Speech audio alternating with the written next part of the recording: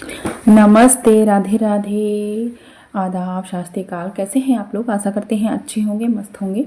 आज हम पढ़ेंगे एसएसटी पेडागोजी हिस्ट्री के कुछ मोस्ट इम्पॉर्टेंट क्वेश्चन जो कि 1 जनवरी और 2022 के क्वेश्चन मैंने लिए हैं। ठीक, तो आप लोग अगर चैनल पे नए हैं तो प्लीज़ लाइक और सब्सक्राइब ज़रूर करें और शेयर भी कर दीजिएगा अपने दोस्तों को। पहला क्वेश्चन है, इतिहास शिक्षण का मुख्य उद्देश्य क्या है? तिथियां याद करना, या केवल युद्धों का अध्ययन करना, या ऐतिहासिक सोच का विकास करना, या शासकों के जीवनी पढ़ना? तो इसका राइट आंसर सी होगा। ठीक, तिथियां याद करना ही सिर्फ नहीं होता, केवल युद्धों के लिए अध्ययन नहीं किया जाता, शासकों की जीवनी पढ़ने के लिए सिर्फ नहीं होता। तो इसका राइट आंसर सी हो जाएगा। आगे बढ़ते हैं, तब तक के लिए आप चैनल को लाइक और सब्सक्राइब कर दीजिए। दूसरा प्रश्न है, इतिहास में स्रोतों को कितने भागों में बांटा गया है? फर्स्ट है 2, बी 3, या सी में 4, या डी? तो इसका राइट आंसर हो जाएगा 2 में बांटा गया है। जल्दी जल्दी से लाइक शेयर सब्सक्राइब जरूर करें। निम्नलिखित में से प्राथमिक स्रोत कौन सा है? इतिहास की पाठ्यपुस्तक, आत्मकथा और शोध और लेख? तो इसका राइट आंसर हो जाएगा आत्मकथा। बी आंसर आपका राइट हो जाएगा। प्रश्न है, इतिहास शिक्षण में भ्रम का उद्देश्य है मनोरंजन करना, या समय व्यतीत करना, प्रत्यक्ष अनुभव देना, या परीक्षा के लिए तैयार करना? तो इसका राइट आंसर सी हो जाएगा। मनोरंजन के लिए ही सिर्फ नहीं आपको पढ़ना है, समय व्यतीत करने के लिए शिक्षण नहीं करना है, परीक्षा की तैयारी करने के लिए जो आपको अनुभव मिले, है ना। किसी चीज़ को पढ़ के, किसी चीज़ को जान के अगर आपको अनुभव मिले, वही आपका राइट आंसर हो जाएगा। सी ऑप्शन राइट हो जाएगा। प्रश्न है, काल रेखा टाइमलाइन का प्रयोग किसके लिए किया जाता है? घटनाओं के कारण जानने हेतु, या घटनाओं के क्रम को समझने हेतु, या मानचित्र अध्ययन हेतु, या तिथियां रटने के हेतु? तो इसका राइट आंसर बी हो जाएगा, घटनाओं के क्रम को समझने हेतु।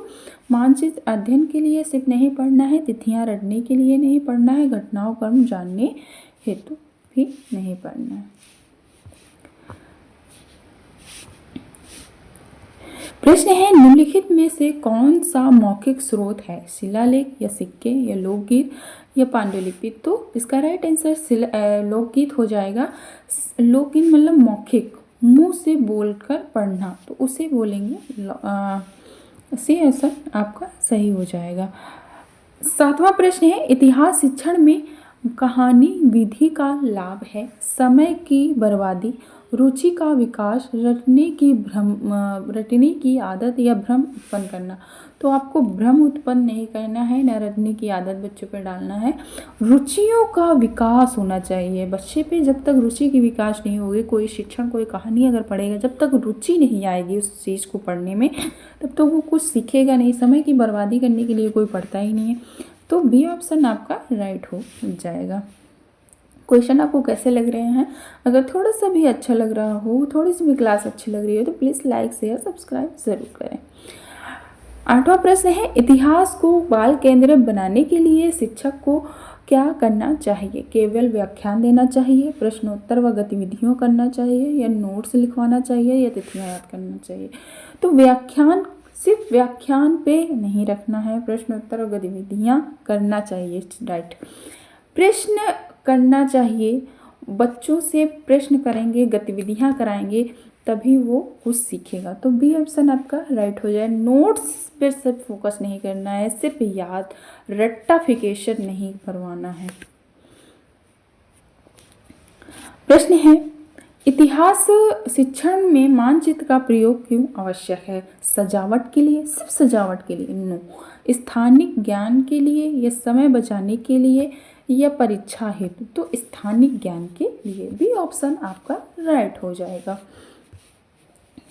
प्रश्न है, इतिहास में सहायक सामग्री नहीं है? चार्ट से आप सीखते हैं, मॉडल से भी आप सीखते हैं, चित्र से भी आप सकते हैं, पर प्रयोगशाला का उपकरण से आप नहीं देखते हैं। तो सी ऑप्शन आपका राइट हो जाएगा।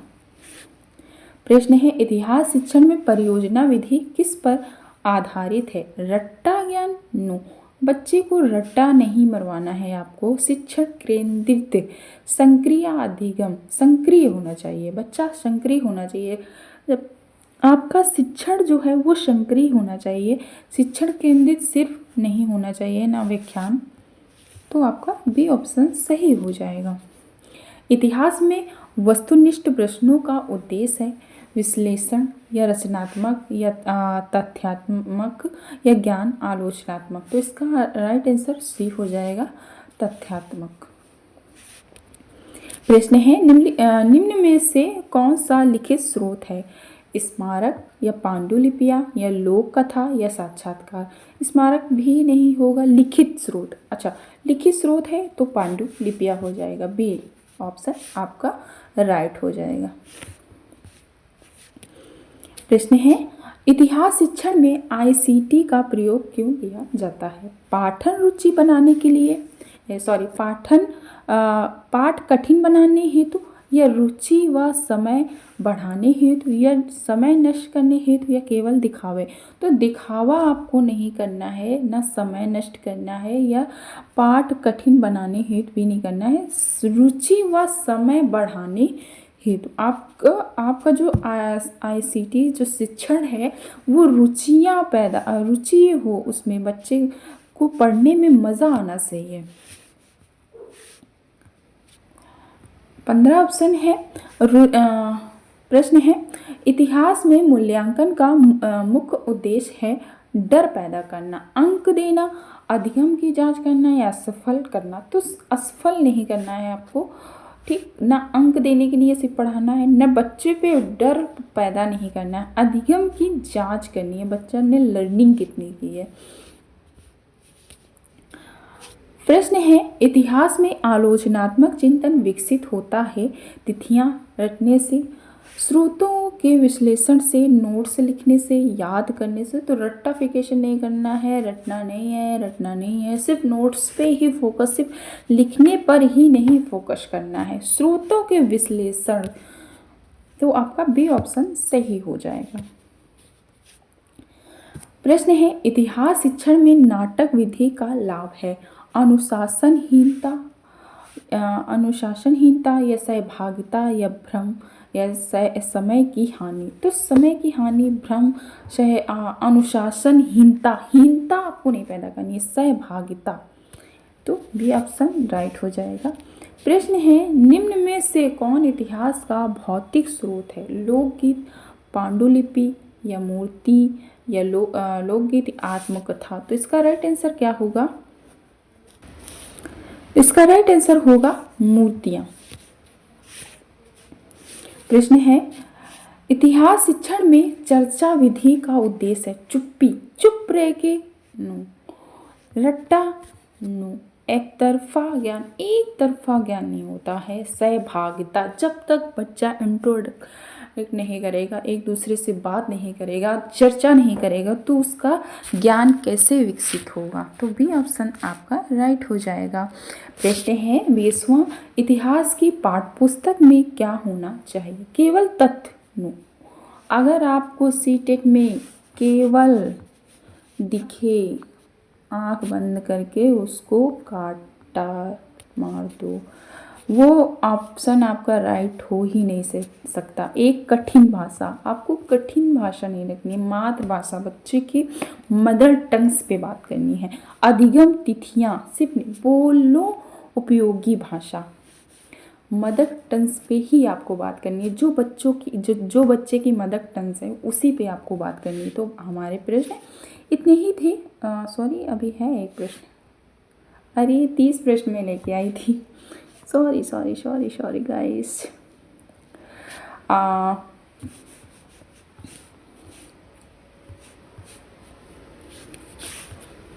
प्रश्न है 21वां प्रश्न है इतिहास शिक्षण में प्रश्न पूछने से क्या होता है? डर, रुचि, या अव्यवस्था, या समय नष्ट?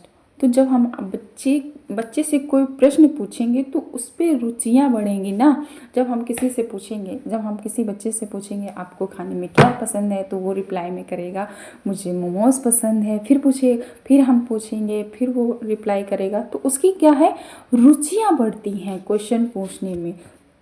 आपको ऐसे ही क्वेश्चन पूछने चाहिए बच्चों से, ताकि उनका जो है वो रुचि बढ़े आपसे प्रश्न करने का। प्रश्न है, इतिहास शिक्षण में सह संबंध का अर्थ है विषय को अलग रखना या अन्य विषयों से जोड़ना। ये केवल इतिहास पढ़ना या रट्टा करना, तो रट्टा तो बिल्कुल गलत हो जाएगा, केवल भी गलत हो जाएगा। विषय को अलग रखना, विषय को अलग नहीं रखना है, अन्य विषयों से जोड़ना। किसी भी, जैसे कि आप किसी भी सब्जेक्ट में कमज़ोर हो तो उस विषय को जोड़ के रखना है, तो आपका बी ऑप्शन राइट हो जाएगा।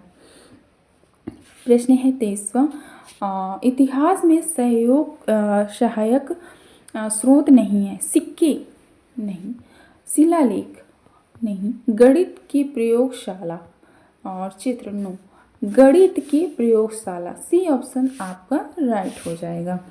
प्रश्न है, इतिहास शिक्षण का मनोवैज्ञानिक आधार है। अनुशासन, बालक की रुचि, पाठ्यक्रम या परीक्षा। तो परीक्षा नहीं होगा, पाठ्यक्रम नहीं होगा, अनुशासन नहीं, बालक की रुचियों पर आपको ध्यान देना है।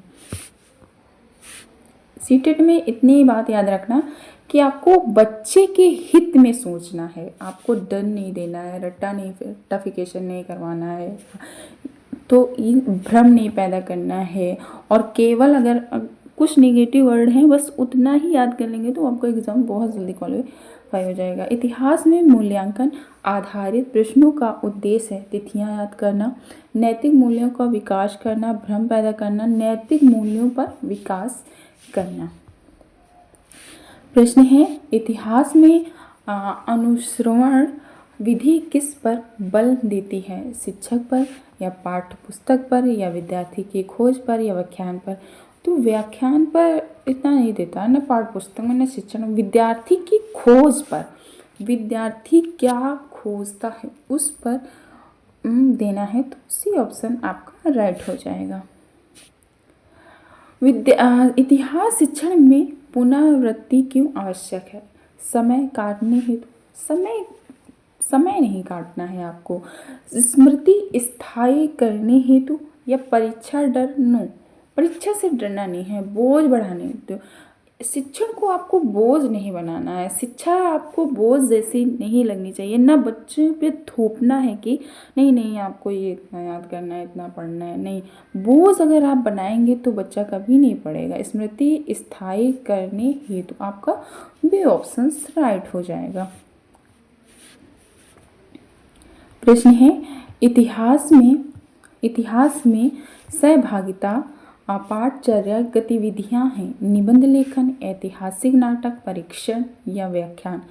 तो व्याख्यान, परीक्षा, निबंध, ऐतिहासिक नाटक आपका राइट हो जाएगा, बी ऑप्शन सही हो जाएगा। प्रश्न है, इतिहास शिक्षण में प्रेरणा का स्रोत है। दंड, भय, जिज्ञासा, रट्टाफिकेशन बिल्कुल रॉन्ग हो जाएगा। भय आपको बच्चे पे पैदा नहीं करना है, दंड आपको बच्चे को देना नहीं है, आपको बच्चे पे जिज्ञासा पैदा करनी है, आपको बच्चे पे जिज्ञासा पैदा करनी है, सोचने की कैपेसिटी करना है। प्रश्न है हमारा लास्ट प्रश्न है, और तब तक आप चैनल को लाइक और शेयर सब्सक्राइब कर दीजिए। इतिहास शिक्षण का अंतिम लक्ष्य है इतिहासकार बनना, नागरिकता चेतना का विकास करना, तिथियां याद करना या परीक्षा उत्तीर्ण करना। तो सिर्फ परीक्षा उत्तीर्ण करने पे फोकस नहीं करना है, इतिहासकार बनने के लिए ही क्या हम शिक्षण करते हैं, क्या नागरिकता चेतना का विकास। तो बी ऑप्शन आपका राइट हो जाएगा। आपको प्रश्न कैसे लगे, अगर थोड़े बहुत भी अच्छे लगे हों, क्लास थोड़ी सी भी अच्छी लगी हो, प्लीज़ लाइक शेयर सब्सक्राइब ज़रूर करें, और ऐसे ही बने रहें हमारे चैनल पे। हम आपको छोटे छोटे वीडियोस पे आपकी लाते रहेंगे ऐसे ही वीडियो। तब तक के लिए बाय बाय, टेक केयर, मिलते हैं नेक्स्ट वीडियो में। Thank you so much for my